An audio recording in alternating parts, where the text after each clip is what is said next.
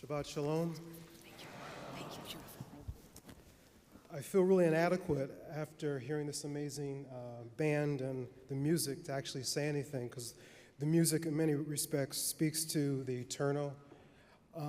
So just as I would say in my congregation, just pray with me and for me as I attempt to share a few thoughts and words with you.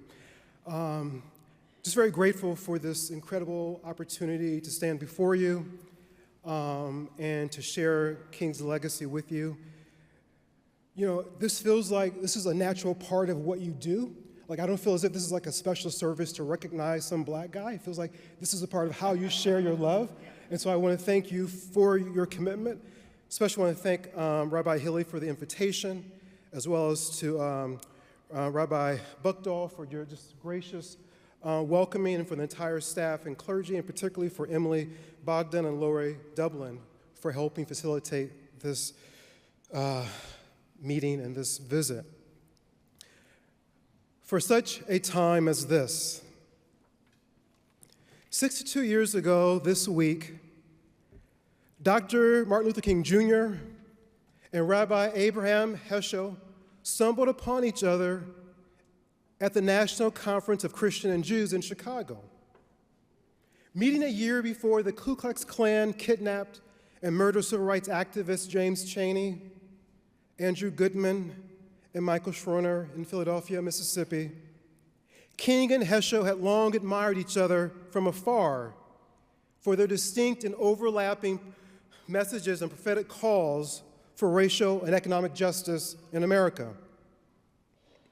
Standing on the tradition of the Hebrew narratives and prophets, both men turned to their primary theological training to comprehend the nation's long history of anti-Semitism, racial violence, and racism.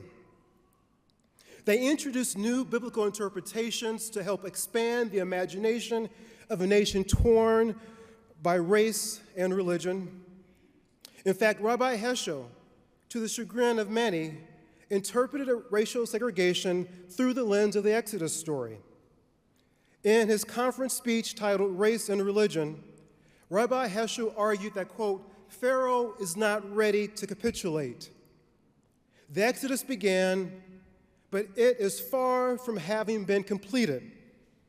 In fact, it was easier for the children of Israel to cross the Red Sea than for a Negro to cross certain university campuses.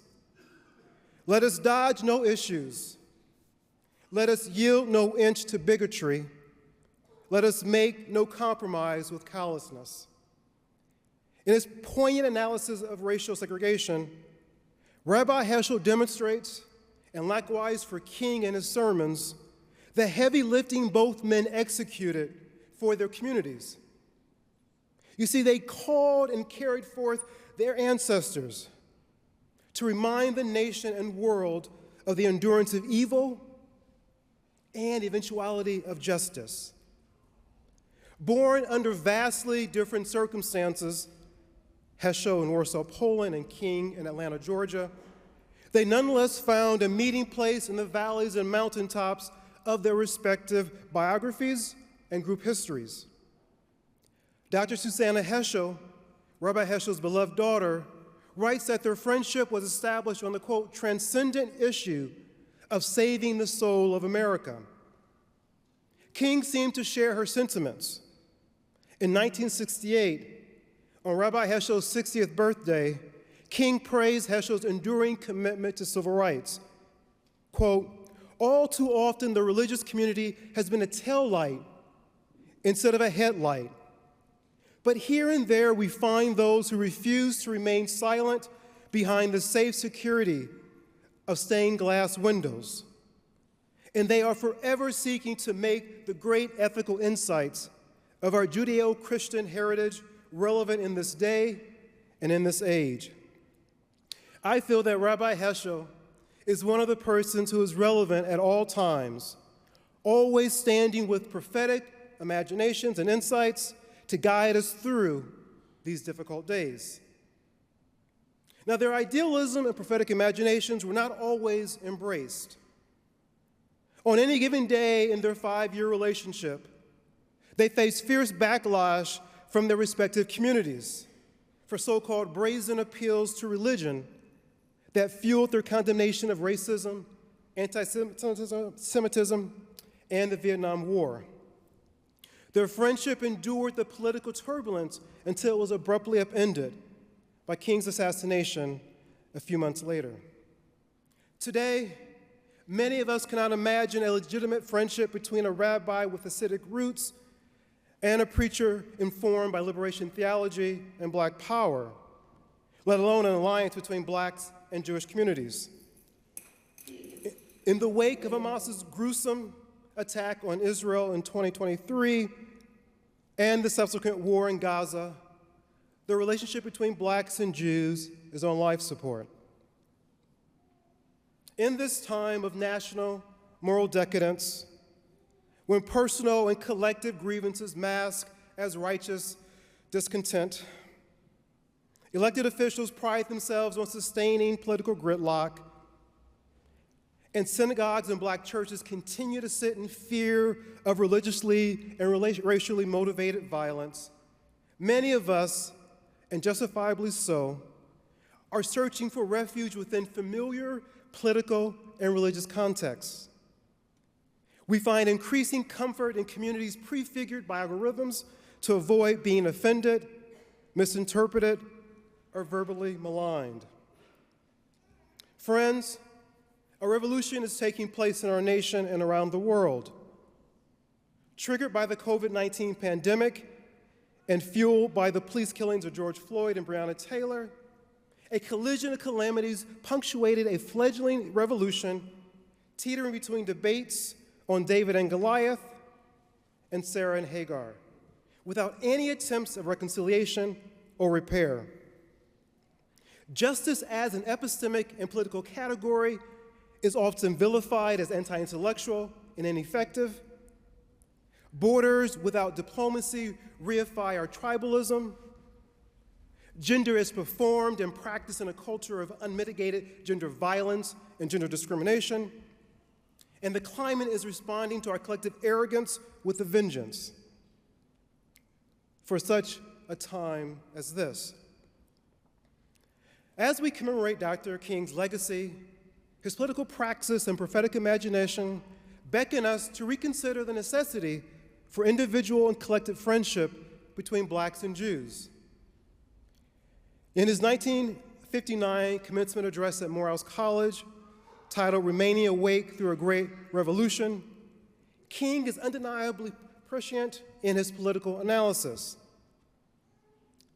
He writes, "There is a revolution in the social and political structure of our world on the question of the equality of man. The great masses of people are determined to end the exploitation of their lives and share in their own future and destiny. They are moving toward their goal like a tidal wave." King viewed the revolution as necessary in the trajectory of human freedom. Today's revolution is also considered necessary by some, most notably among the voting electorate. And yet, we are left with the burden of decoding cultural wars entangled in racist and anti-Semitic tropes, as well as policies against trans communities, reproductive rights, and national book bans that threaten both of our communities. Unlike any other racial or religious group in the United States, the historic and ongoing violence against our specific communities, while dissimilar at times, nonetheless established among many of our leaders a double and triple consciousness, a tragic and tenuous empathy for those facing violence and bigotry. This ethical orientation burdens many Black and Jewish communities with disproportionate responsibility for creating a just society. Why us and not other groups, you might ask? Well, to quote Brother Kendrick Lamar, "They not like us." So what is friendship within King's analysis of justice?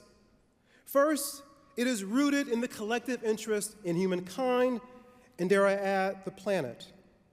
According to King, quote, "The individual or nation that feels that it can live in isolation has allowed itself to sleep through a revolution." Second, friendship demands that we remain diligent in monitoring civil society, most notably its technological advancements to avoid remaining politically inept and siloed. As King noted in 1959, quote, "Certainly, one of the tragedies of the present era is modern man's blatant failure to bridge the gulf between scientific means and moral ends. Unless the gap is filled, we are in danger now of destroying ourselves by the misuse of our own instruments." More than half a century later, social media platforms have deepened the gap between a largely segregated and polarized society. Lastly, friendship thrives on interdependence. Quote, "No nation or individual is independent. We are interdependent. We are caught up in an inescapable network of mutuality." King's interdependence is rooted in Scripture, Ecclesiastes to be exact, where the writer proclaims, "Two are better than one because they have a good reward for their toil. For if they fall, one will lift up her fellow. But woe to her who is alone when she falls and has not another to lift her up." For such a time as this, friendship, blacks and Jews, friends born from adversity, intertwined by scripture and struggle, and sustained through mutual interest and justice. Thank you.